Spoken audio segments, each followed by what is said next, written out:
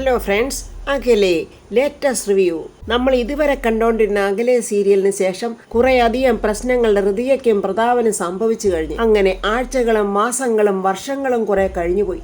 വർഷങ്ങൾക്ക് ശേഷമുള്ള കഥയാണ് ഇനി പറയുന്നത്. ഹൃതിക ആടയാഭരണങ്ങളൊന്നും അധികമില്ലാതെ സാധാരണ ഒരു പെൺകുട്ടിയെ പോലെ പൂജാ റൂമിൽ വിളക്കൊക്കെ തെളിയിച്ച് ദേവിയുടെ മുന്നിൽ നിന്ന് സങ്കടത്തോടെ പ്രാർത്ഥിക്കുവാണ്. ദൈവമേ, എല്ലാ തരത്തിലും ഞങ്ങളെ രക്ഷിക്കണേ. എൻ്റെ അച്ഛന് തീരെ സുഖമില്ല. മനസ്സുകൊണ്ടും ശരീരം കൊണ്ടും എൻ്റെ അച്ഛൻ ആകെ തളർന്നിരിക്കുക. രാഷ്ട്രീയ ജീവിതത്തിൽ നിന്നും പുറത്തായതോടുകൂടി അച്ഛൻ ആകെ തകർന്നു. എൻ്റെ അച്ഛനെ രക്ഷിക്കണേ ദേവി. ഞങ്ങളുടെ കുടുംബം ആകെ തകർച്ചയിലാണ് ദേവി. രാജുവിനെ ഞാനൊന്ന് കണ്ടിട്ട് എത്ര വർഷമായി. എൻ്റെ ദേവി, രാജു എന്നെ ഓർക്കുന്ന പോലും ഇല്ലേ? രാജുവിന് എന്നെ അങ്ങനെ മറക്കാൻ പറ്റുമോ ദേവി? അങ്ങനെ ഹൃതിക നിറ കണ്ണുകളോടെ കൈകൂപ്പി ആ പൂജാ റൂമിലിരുന്ന് ഇങ്ങനെ കരഞ്ഞുകൊണ്ട് പ്രാർത്ഥിക്കുവാണ്. ആ സമയത്ത് യാമിനി ആ പൂജാ റൂമിന്റെ വെളിയിൽ ഇങ്ങനെ ഹൃതിയെ നോക്കി നിൽക്കുക. യാമിനിയും വളരെ സങ്കടത്തോടെ നിൽക്കുക. ഇതിനു മുമ്പ് കണ്ട യാമിനിയല്ല. സമ്പത്തിന്റെയും പ്രതാപത്തിന്റെയും മുന്നിൽ അണിഞ്ഞൊരുങ്ങി നടന്ന ഹൃതിയെയും യാമിനി ഇന്ന് വളരെ ദരിദ്ര കുടുംബത്തിലെ അംഗങ്ങളെ പോലെയാണ് കാണുന്നത്. ഹൃതിക പൊട്ടിക്കരഞ്ഞുകൊണ്ട് ചെറിയമ്മേ എന്ന് വിളിച്ചോണ്ട് വന്ന് യാമിനിയെ കെട്ടിപ്പിടിക്കുക. ഹൃതിയെ സമാധാനിപ്പിക്കുന്നുണ്ട് യാമിനി. എൻ്റെ പൊന്നു മോളെ, നീ കരയാതെ. നമ്മുടെ എല്ലാ വിഷമവും മാറുമെന്ന് നമുക്ക് വിശ്വസിക്കാം. നമുക്ക് ഈ ദാരിദ്ര്യവും ബുദ്ധിമുട്ടും ഒക്കെ ഉണ്ടായത് കുറച്ചൊക്കെ നമ്മുടെ കുഴപ്പങ്ങൾ കൊണ്ട് തന്നെയാണ്. നമുക്ക് ദൈവത്തിനോട് മാപ്പ് പറഞ്ഞ് പ്രാർത്ഥിക്കാം. ചെറിയമ്മേ, എന്നാലും വർഷങ്ങൾ ഇത്രയൊക്കെ ആയില്ലേ? രാജു എന്നെ ഒന്ന് വിളിക്കുക പോലും ചെയ്തില്ലല്ലോ. മോളെ, അതിന് അവനോട് ഈ വീട്ടിലുള്ളവർ ചെയ്തത് അങ്ങനെയല്ലേ? മനഃപൂർവ്വം അല്ലെങ്കിൽ മോളും അവനെ തള്ളി പറഞ്ഞില്ലേ? ആ ഭൂതനെ അംബികയുടെ മരുമോൾ വളരെ അഹങ്കാരിയായിരിക്കുവാണ്. അവൾ അഹങ്കാരവും ദാർഢ്യത്തോടെ അവൾ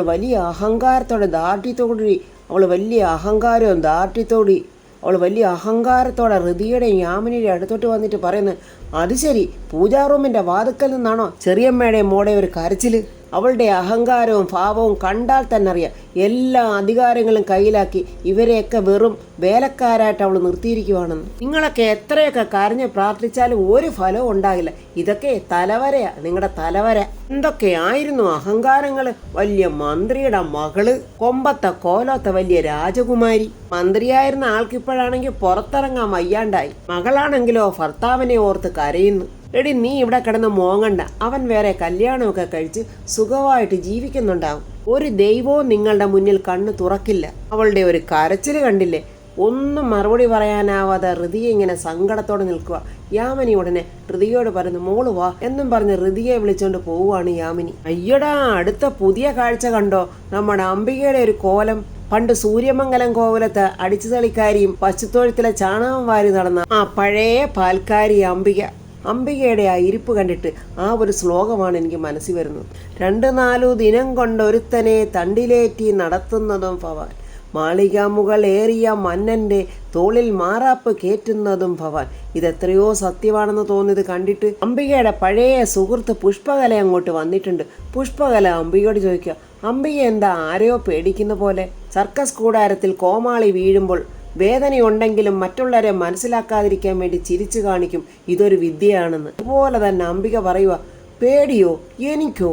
ആരെ പേടിക്കാൻ? എന്തിനു പേടിക്കാൻ? അല്ല അംബികെ, ഇവിടെ മരുമോൾ ഭരണമെന്നാണല്ലോ കേട്ടത്. മരുമോൾ ഭരണോ? ഇതൊക്കെ ആരാ പുഷ്പകലയോട് പറഞ്ഞത്? എല്ലാം അറിഞ്ഞുകൊണ്ട് വന്ന പുഷ്പകലയോടാ അംബികയുടെ അഭ്യാസം. പുഷ്പകല പറയാം, അരമന രഹസ്യം അങ്ങാടിപ്പാട്ടെന്നാണല്ലോ അംബികെ. ക്ലബിലെല്ലാരും പറയുന്ന കേട്ടല്ലോ അംബികെ. ഇത് തന്നെയാ പുഷ്പകല ഞാനിപ്പോൾ കുറേ നാളുകൊണ്ട് ക്ലബിലോട്ട് തന്നെ വരാത്തത്. അയ്യോ, എല്ലാം അസൂയക്കാരാ പുഷ്പകല. എന്ത് പറയാൻ? അങ്ങനെയൊന്നും അല്ലല്ലോ അംബികെ. ക്ലബിൽ വരാത്തത് മാസവരി അടയ്ക്കാൻ പോലും അംബികയുടെ കാശില്ലാത്തതുകൊണ്ടാ എന്നാണ് ക്ലബ് മെമ്പേഴ്സൊക്കെ പറയുന്നത്. അഹങ്കാരത്തിന്റെ ഉച്ചകോടിയിൽ നിൽക്കുന്ന നന്ദന ദീപക്കിനെ വെറും ഒരു വേലക്കാരനാക്കിയിരിക്കുവാണ്. അവളുടെ മേക്കപ്പ് സാധനം അവനിങ്ങനെ പിടിച്ചുകൊണ്ട് നിൽക്കണം. അതിൽ നിന്നെടുത്ത് അവൾ ലിഫ്റ്റിക്കൊക്കെ പുരട്ടുന്നു. എന്നിട്ട് ദീപക്കിനോട് ചോദിക്കുന്നു, ദീപുവിൻ്റെ അമ്മ ആരോടായി സംസാരിക്കുന്നത്? അത് അമ്മയെ കാണുന്ന അമ്മയുടെ പഴയ ഫ്രണ്ട്സ് ആരോ വന്ന. ഞാൻ പറഞ്ഞിട്ടുണ്ട്, കണ്ട അലപലാദികളൊന്നും എൻ്റെ വീട്ടിലൊന്നും കയറി വന്നേക്കരുതെന്ന്. മറ്റുള്ളവരുടെ മുമ്പിൽ വെച്ച് അവരെ ഞാൻ നാണം കെടുത്തുന്നില്ല. അതുകൊണ്ട് വേണമെങ്കിൽ ഞാൻ അമ്മയെന്ന് വിളിച്ചേക്കാം. വലിയ അധികാരത്തിലും അഹങ്കാരത്തിലും നന്ദന അമ്മേന്ന് വിളിക്കുക. ഉടനെ അംബിക ഒന്ന് ഞെട്ടുന്നുണ്ട്. എന്നിട്ട് പുഷ്പകലയോട് പറയാം, ആരോടെങ്കിലും 2 വാക്ക് സംസാരിക്കുമ്പോഴാണ് അവിടെ ഒരു അമ്മയെന്നുള്ള ഒരു വിളി. ഞാൻ അവൾക്കൊരു വാണിംഗ് കൊടുത്തിട്ട് ഇപ്പം വരാവേ എന്നും പറഞ്ഞ് അംബിക എഴുന്നേറ്റ് പോകുമ്പോൾ പുഷ്പകല ഇരുന്ന് ചിരിക്കുന്നുണ്ട്. പഞ്ചപുച്ച അടക്കി ഒരു വെറും വേലക്കാരിയെ പോലെ അംബിക നന്ദനയുടെ മുന്നിൽ ചെന്നിട്ട്, മോളെന്നെ വിളിച്ചോ? ഞാൻ പിന്നെ വിളിക്കാതെ നിങ്ങൾ ഇങ്ങോട്ട് കയറി വരുമോ? അണ്ടേ ഞാൻ പറഞ്ഞേക്കാം, ഒരുമാതിരി ഓവർ റെസ്പെക്റ്റ് ഒക്കെ കാണിച്ചേ വെറുതെ എൻ്റെ അടുത്ത് ആക്ട് ഒന്നും ചെയ്യണ്ട. അതൊക്കെ എനിക്ക് മനസ്സിലാവും. അതൊക്കെ ഇരിക്കട്ടെ, ആരാ നിങ്ങളെ കാണാൻ വന്നത്? അതെൻ്റെ ഒരു കൂട്ടുകാരിയെ. നിങ്ങളോട് ഞാൻ പല പ്രാവശ്യം പറഞ്ഞു കൂട്ടുകാരിയെ നാട്ടുകാരിയൊക്കെ വിളിച്ച് ഈ വീട്ടിൽ കയറ്റരുതെന്ന്. നിങ്ങൾക്ക് എത്ര താക്കീത് തന്നാലും നിങ്ങളെന്താ പഠിക്കത്തില്ലേ? സങ്കടത്തോടെ അംബിക പറയാം, അവൾ ഇതുവഴി പോയപ്പോൾ അറിയാതെ ഇങ്ങോട്ടൊന്ന് കയറിയതാ. അതെന്താ വഴിയെ പോകുന്നവർക്ക് വലിഞ്ഞു കയറാൻ ഇതെന്താ വഴിയമ്പലമാണോ? വേഗം പറഞ്ഞു വിട്ടോണം, അല്ലെങ്കിൽ ഞാനങ്ങോട്ട് വരും. ഇതൊക്കെ കേട്ട് ദീപക്കിനൊന്നും മിണ്ടാൻ വയ്യാതെ, ഒന്ന് ചലിക്കാൻ പോലും വയ്യാതെ ഒരു പാവ കണക്കിന് അവനവൻ്റെ അമ്മയെ നോക്കി ഇങ്ങനെ നിൽക്കുവാണ്. ഞാനങ്ങോട്ട് വന്ന് അവരുടെ മുന്നിലിട്ട് നിങ്ങളുടെ കഴുത്തിന് കുത്തിപ്പിടിക്കും. അംബിക പേടിച്ച് വിറച്ച്, അയ്യോ വേണ്ട, പേലിരുന്ന് ആവർത്തിക്കില്ല, ഞാൻ ഇപ്പം തന്നെ പറഞ്ഞു വിട്ടേക്കാം എന്നും പറഞ്ഞൊരു ആട്ടിൻകുട്ടിയെ പോലെ പതുങ്ങി ഇങ്ങനെ പോവുകയാണ് അംബിക. പോകുന്ന കൂട്ടത്തിൽ നിറ കണ്ണുകളോടെ മകൻ്റെ ആ കോലം നോക്കുക. മരുമകളുടെ മേക്കപ്പ് ബോക്സ് ഇങ്ങനെ കയ്യിൽ താങ്ങിപ്പിടിച്ചുകൊണ്ട് ഒരടിമയെ പോലെ നിൽക്കുന്ന അവളുടെ മകനെ നോക്കി അംബിക ഇങ്ങനെ കണ്ണുനീര് പൊടിച്ചുകൊണ്ട് ഇറങ്ങി. ഇതൊന്നും അല്ലടി അംബികയെ നിനക്ക് കിട്ടാനുള്ളത്. നീ ചെയ്തു കൂട്ടിയ ക്രൂരതകൾ ഓരോന്നോന്ന് എണ്ണി നോക്കിക്ക്. ഇപ്പം ഇതൊന്നും ആയിട്ടില്ല, ഇനിയും കിടക്കുവാ നിനക്കുള്ള ശിക്ഷ. മുകളിൽ നടന്ന സംഭവങ്ങളൊക്കെ മനസ്സിലാക്കിയിട്ടിരിക്കുവാണ് പുഷ്പകലയുടെ അടുത്തോട്ട് വന്നിട്ടൊരു അഭിനയം അംബിക. ഞാൻ പല പ്രാവശ്യം പറഞ്ഞിട്ടുണ്ട്, ഒരാളോട് സംസാരിച്ചുകൊണ്ടിരിക്കുമ്പോൾ ഇങ്ങനൊന്നും വിളിക്കരുതെന്ന്. മുകളിലോട്ട് നോക്കിയിട്ട് അംബിക പറയാ, വേണ്ട ഒരു പ്രാവശ്യം കൂടെ ഞാൻ ക്ഷമിക്കുക, മേലിൽ ഇങ്ങനെയൊന്നും ഉണ്ടാവരുത്. ഇതൊക്കെ കണ്ടിട്ട് പുഷ്പകലയ്ക്ക് ചിരിയാണ് വരുന്നത്. എന്താ അംബികയ്ക്ക് ഇത്ര ദേഷ്യം? പിന്നെ ദേഷ്യം വരാതിരിക്കുമോ പുഷ്പകലെ? ഒരാളോട് സംസാരിച്ചുകൊണ്ടിരിക്കുമ്പോൾ ഇങ്ങനെ ആജ്ഞാസ്വരത്തിൽ ആരെങ്കിലും വിളിക്കാൻ കൊള്ളാവോ? കാരണം നോക്കി ഒന്ന് കൊടുക്കാനാണ് ഞാൻ അങ്ങോട്ട് ചെന്നത്, പിന്നെ വേണ്ടാന്ന് വെച്ച് അവിടെ കിടന്ന് കരഞ്ഞു കൂവെന്നേ. ഇത്രയൊക്കെ ആയിട്ടും അംബികയുടെ കള്ളത്തരത്തിന് ഒരു കുഴപ്പമില്ല. അംബികയ്ക്ക് ഒരു മാറ്റം ഉള്ളതായിട്ട് തോന്നുന്നില്ല. പുഷ്പകലെ എന്നാ പുഷ്പകല പോവുമല്ലയോ? അംബിക, ഞാൻ വന്നതേ എനിക്ക് തരാനുള്ള ആ ഫണ്ട്. അയ്യോ പുഷ്പകലെ, ഞാൻ ബാങ്ക് ഒന്ന് മാറി, അതിൻ്റെതായ കുറച്ച് പ്രോബ്ലംസ് ഉണ്ട്. ഞാൻ നാളെ തന്നെ ട്രാൻസ്ഫർ ചെയ്ത് തരാവേ. അംബിക, നാളെ തന്നെ ട്രാൻസ്ഫർ ചെയ്തേക്കണം. എനിക്ക് അംബികയെ തിരക്കി നടക്കാനൊന്നും നേരമില്ല. ഏത് ഫണ്ട് എവിടുന്ന് കിട്ടാനാ? 10 പൈസ ഇല്ലാതെ തെണ്ടി തിരിഞ്ഞ് നിൽക്കുന്ന അംബിക ഏത് ഫണ്ട് ട്രാൻസ്ഫർ ചെയ്ത് കൊടുക്കാനാ? എന്തായാലും പുഷ്പകല എഴുന്നേറ്റ് പോയി. അംബിക തണ്ട് ആകെ വിഷമിച്ചിങ്ങനെ നിൽക്കുക. ഋതികയുടെ അടുത്തോട്ട് അംബിക ഓടിച്ചെന്നിട്ട്, മോളെ ഋതികെ, മോളിത് എങ്ങോട്ടാ?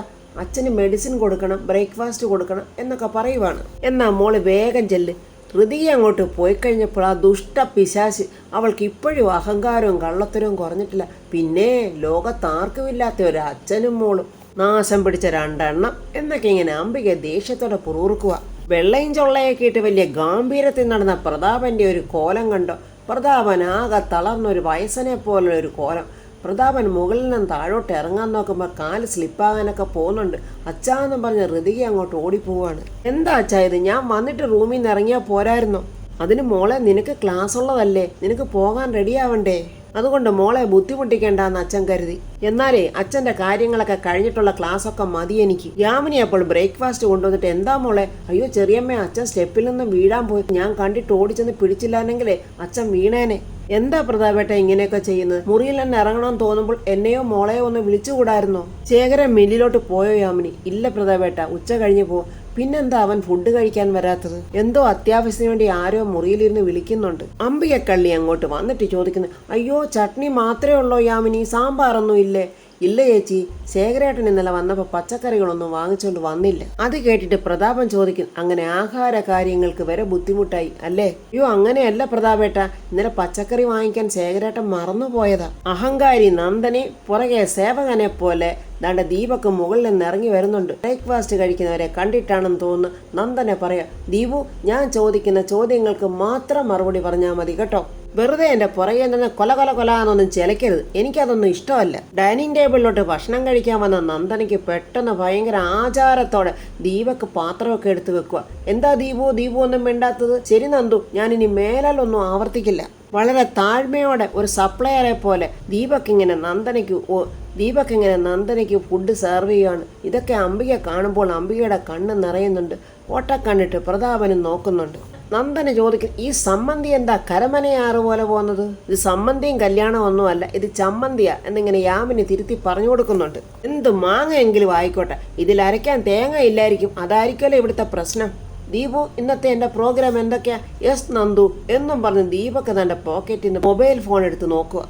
കൃത്യം 10:30 hotel international meeting, 12:30 lunch hotel Sarkari വെച്ച്.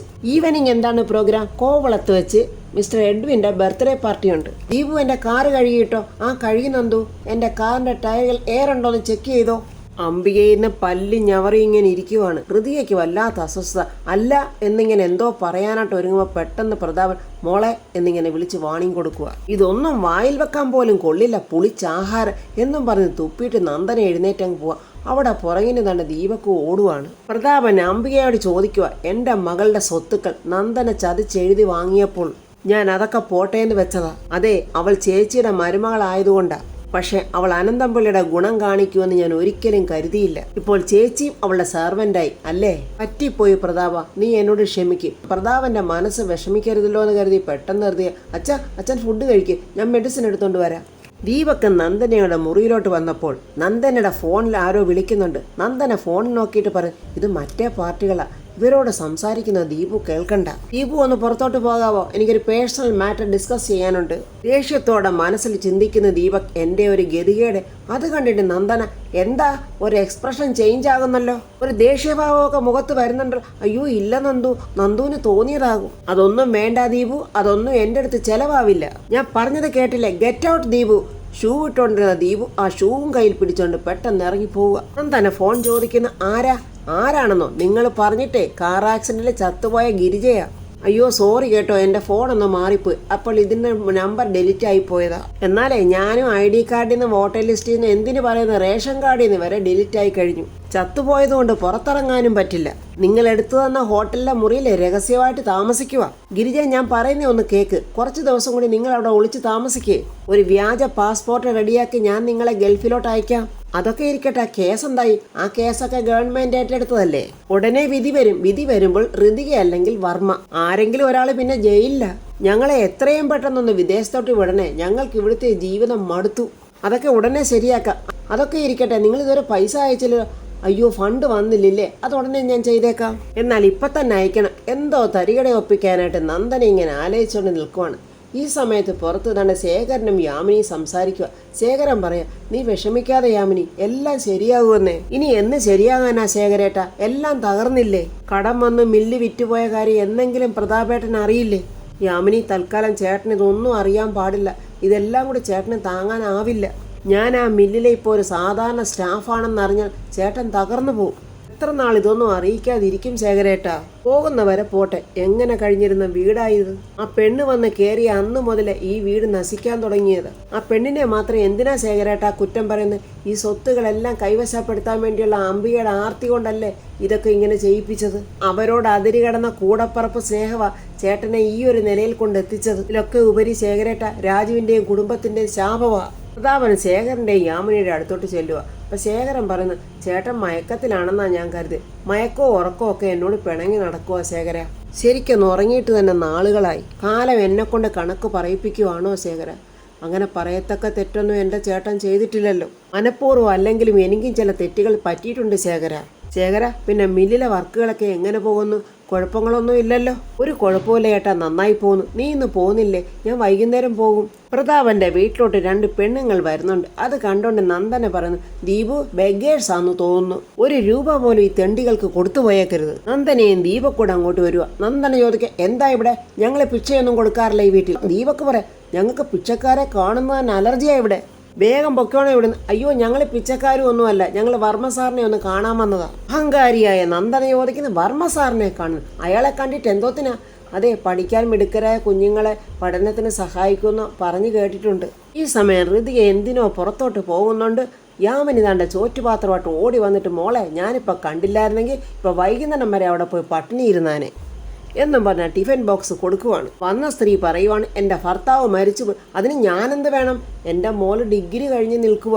മോളെ ഇനിയും മുകളിലോട്ട് പഠിപ്പിക്കണമെന്ന് ആഗ്രഹമുണ്ട്. സാറിനെ കണ്ടൊരു സഹായം ചോദിക്കാനാ ഞങ്ങൾ ഇങ്ങോട്ട് വന്നത്. ഓ പിന്നെ ബെസ്റ്റ്, പിച്ചക്കാരെക്കാളും കഷ്ടമായിട്ട് തൻ്റെ അങ്ങേരകത്തിരിപ്പുണ്ട്.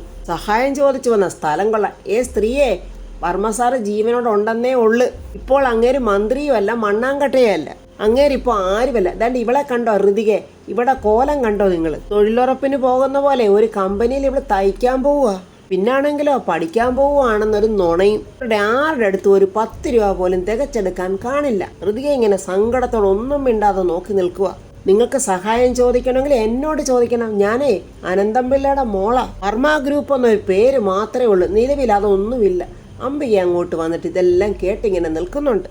ഇപ്പോൾ ഇവിടെ എല്ലാത്തിൻ്റെയും മുകളിൽ ഈ ഞാൻ മാത്രമാ. മനസ്സിലായാ നിങ്ങൾക്ക്? പിന്നെ എനിക്കൊരു കുഴപ്പമുണ്ട്. ഈ പിഷയെടുത്ത് ജീവിക്കുന്നവരെ കണ്ടാൽ എനിക്ക് ദേഷ്യവാ. ജീവിക്കണമെന്നുണ്ടെങ്കിൽ വല്ല വീട്ടിലും പോയി ജോലി ചെയ്തുകൂടെ? അല്ലാതെ ഇങ്ങനെ തെണ്ടി നടന്ന് ജീവിക്കരുത്. മകളെ പഠിപ്പിക്കാൻ കാശില്ലെങ്കിൽ വല്ല എഡ്യൂക്കേഷൻ ലോണും കിട്ടും, അത് പോയി എടുത്തുകൂടെ? അതും പറ്റിയില്ലെങ്കിൽ വല്ല കൂലിപ്പണിക്ക് വിടണം. എന്താ ഞാൻ പറഞ്ഞത് നിങ്ങൾക്ക് മനസ്സിലായോ? ഇപ്പോ ഇങ്ങോട്ട് വരൂ എന്നും പറഞ്ഞു ദീപക്കിനെയും വിളിച്ചുകൊണ്ട് അവൾ പോന്നു. ഹൃതിക അവരുടെ അടുത്തോട്ട് ചെന്നിട്ട് പറയാം, അവർ പറയുന്ന ഒന്നും കേട്ട് നിങ്ങൾ വിഷമിക്കേണ്ട. ചില മനുഷ്യർ അങ്ങനെയാണെന്ന് കരുതിയാൽ മതി. അച്ഛൻ മെഡിസിൻ എടുത്ത് റെസ്റ്റ് എടുക്കുക. 2 ദിവസത്തിനകം നമുക്കിതിനൊരു പരിഹാരം ഉണ്ടാക്കാം. നന്ദി മോളെ, ഒരുപാട് സന്തോഷം എന്നും പറഞ്ഞ ഒരു കൈ എടുത്ത് തൊഴുന്നുണ്ട് ഹൃതിക. നിങ്ങളുടെ ഫോൺ നമ്പർ ഒന്ന് തന്നേക്ക് എന്നും പറഞ്ഞ് ഹൃതികയുടെ ഫോൺ നമ്പരും മേടിക്കുന്നുണ്ട്. ഈ അംബികയോട് പറയാം, വീട്ടിൽ വരുന്നവരോട് നിങ്ങളുടെ മരുമകളുടെ പെരുമാറ്റം കണ്ടില്ലേ? എന്നെ ചതിച്ചതിന് നിങ്ങൾക്കും കിട്ടിയില്ലേ മതിയായ കൂലി? ക്ഷമിക്കുമോളെ, ഈ അമ്മായിയോട് ക്ഷമിക്ക്. ഇങ്ങനെയൊക്കെ സംഭവിക്കുമെന്ന് ഞാൻ കരുതിയതേയില്ല. ഓന്തിൻ്റെ നിറം മാറുന്ന പോലെ അംബിക ഉടനെ നിറം മാറിയിട്ട്, മോക്ക് ഈ മാസത്തെ ശമ്പളം കിട്ടുമ്പോൾ അമ്മായിക്ക് ഒരു 5000 രൂപ തരുമോ? ക്ലബിലെ പുഷ്പകലയുടെ കടം വീട്ടാനാ. എനിക്കിനി വല്ലയിടത്തും ജോലിക്ക് പോകാൻ പറ്റുമോ മോളെ? ഞാൻ മുൻ മന്ത്രി പ്രതാപവർമ്മയുടെ ചേച്ചിയല്ലേ? സമൂഹത്തിൽ അറിയപ്പെടുന്നത് അങ്ങനെയല്ലേ? ഞാനിപ്പോൾ കിച്ചണിൽ യാമിനെ സഹായിക്കുന്നുണ്ട്. ഹൃതിക പറയാ, നിങ്ങൾ വിഷമിക്കേണ്ട. നിങ്ങൾ എന്നോട് ചെയ്ത പല തെറ്റുകളും ഞാൻ ക്ഷമിക്കുന്നുണ്ട്. എന്തൊക്കെയായാലും നിങ്ങൾ എൻ്റെ അച്ഛൻ്റെ ചേച്ചിയല്ലേ. നിങ്ങൾ ചോദിച്ച രൂപ ഞാൻ തരാം, സാലറി കിട്ടട്ടെ എന്നും പറഞ്ഞ് ഹൃതിക ജോലിക്ക് പോവുകയാണ്. അങ്ങനെ ഹൃതിക ഒരു ടൈലറിംഗ് ഷോപ്പിൽ പോയി തയ്ക്കുവാണ്. എങ്ങനെ ജീവിച്ച ഹൃതികയാണ്. ഹൃതികയോടൊപ്പം തയ്ക്കുന്ന ഒരു കുട്ടി ഹൃതികയോട് പറയും, നീ വിഷമിക്കാതെ, ആ പാവങ്ങളെ സഹായിക്കാനല്ലേ, അതിനുള്ള ഒരു വഴി എന്തായാലും നിനക്ക് ദൈവം കാണിച്ചു തരും. അവർ പ്രതീക്ഷയോടാണ് പോയിരിക്കുന്നത്. പ്രതീക്ഷ കൊടുത്താ ഞാൻ വിട്ടിരിക്കുന്നത്. ഇക്കാലത്ത് ഒരാൾക്ക് ഒരാളോട് കരുണ തോന്നുന്നത് തന്നെ വലിയ കാര്യം. അങ്ങനെയുള്ള സ്ഥിതിക്ക് ദൈവം നിനക്കൊരു വഴി കാണിച്ചു തരും. പ്രതാപവർമ്മ സാറിനെ കുറിച്ച് പണ്ട് മുതലേ കേട്ടിരിക്കുന്നത് മഹാബലി വർമ്മ സാർ എന്ന. ദാനം കൊടുക്കുന്ന കാര്യത്തിൽ പ്രതാപവർമ്മ സാർ ഒട്ടും മോശക്കാരനായിരുന്നില്ലല്ലോ. ആർക്കെങ്കിലും എന്തെങ്കിലുമൊക്കെ കൊടുക്കുന്ന കാര്യത്തിൽ എൻ്റെ അപ്പൂപ്പനും എൻ്റെ അമ്മുമ്മയും എൻ്റെ അച്ഛനും ഒന്നും അത്ര മോശക്കാരല്ല. എന്ത് ചെയ്യാനാ? പക്ഷെ ഇപ്പോഴെൻ്റെ അച്ഛൻ്റെ കയ്യിൽ ഒന്നുമില്ലാതെ പോയി. ഈ വിഷമിക്കാതിരിക്കും ഹൃതികെ. ഈ അവസ്ഥയൊക്കെ മാറാൻ എത്ര നേരം വേണം? ഹൃതികെ, രാജു വന്ന് പോയതിന് ശേഷം ഇതുവരെ നിന്നെ ഒന്ന് വിളിച്ചിട്ട് പോലും ഇല്ലേ? രാജുവിനെ കുറിച്ച് ഒരു വിവരവും ഇല്ലേ? ഇല്ല, ഒരു വിവരവും ഇല്ല. എന്നെ ഇതുവരെയും രാജു വിളിച്ചിട്ടില്ല. എനിക്ക് രാജുവിനെ വിളിക്കാനാണെങ്കിൽ രാജുവിൻ്റെ നമ്പരും എൻ്റെ കയ്യിലില്ല. ദൈവമേ, എന്തൊരു കഷ്ടമായിപ്പോയി. എത്ര സന്തോഷത്തോടെയായിരുന്നു നിങ്ങളുടെ ജീവിതം. നീ പഠിക്കുന്ന കാലത്തെ നിന്നെയും രാജുവിനെ ഒരുമിച്ച് കാണുമ്പോൾ എന്തൊക്കെ ഗോസിപ്പുകളാണ് ഞങ്ങളൊക്കെ പറഞ്ഞിരുന്നത്. ഒടുവിൽ നിങ്ങൾ രണ്ടുപേരും കല്യാണവും കഴിച്ചു. മറ്റുള്ളവർക്കൊക്കെ നിങ്ങളെക്കുറിച്ച് എന്ത് നല്ല അഭിപ്രായമായിരുന്നു. ഇങ്ങനെയെല്ലാം കൂട്ടുകാരി പറയുന്ന കേട്ട് ഹൃതിക ഇങ്ങനെ വിഷമിച്ചിരിക്കുക. അപ്പോൾ ഫ്രണ്ട്സ്, ഹൃതികയുടെയും പ്രതാപൻ്റെയും അംബികയുടെയും ദേണ്ട ദീപക്കിൻ്റെയൊക്കെ ഒരു അവസ്ഥ കണ്ട് പാവം യാമിനിയും ശേഖരനും വളരെ സങ്കടത്തിലാണ് കഴിയുന്നത്. ഗതി കെട്ടാൽ പുലി പുല്ലും തിന്നും എന്ന് പറഞ്ഞതുപോലെ ദീപക്കിന്റെ അവസ്ഥ. നന്ദനയുടെ ആട്ടും തുപ്പും കേട്ടു നടക്കുന്ന ഒരു സേവകനായിട്ട് ദീപക് ഇങ്ങനെ അവിടെ പുറകെ ഇങ്ങനെ പട്ടിയെ പോലെ നടക്കുവാണ്. പ്രതാപവർമ്മയും ഹൃതികയും ചേർന്ന് ഒരു സ്ത്രീയെയും ഒരു പുരുഷനെയും കാറ് കയറ്റി കൊന്നു എന്നുള്ള കേസുണ്ടായിരുന്നല്ലോ. അവർ മരിച്ചിട്ടില്ല. അവരിപ്പോഴും നന്ദനയുടെ കസ്റ്റഡിയിൽ ജീവിക്കുന്നുണ്ട്. അവരിനി പുറത്തിറങ്ങുമോ? അവർ ജീവിച്ചിരിക്കുന്നു എന്നുള്ള സത്യം തിരിച്ചറിഞ്ഞ് പ്രതാപന്റെയും ഹൃതികയുടെയും പേരുള്ള കേസുകളൊക്കെ ഇല്ലാതാകുമോ? രാജു ഇനി ഹൃതിയെയും വർമ്മയും അന്വേഷിച്ച് വരുമോ എന്നൊക്കെ അറിയാനായി നമുക്ക് നാളത്തെ റിവ്യൂ കാണാം. എൻ്റെ ഈ റിവ്യൂ ഇഷ്ടപ്പെട്ടാൽ ലൈക്കും കമൻസും, സബ്സ്ക്രൈബ് ചെയ്യാത്തവർ സബ്സ്ക്രൈബ് ചെയ്യണേ.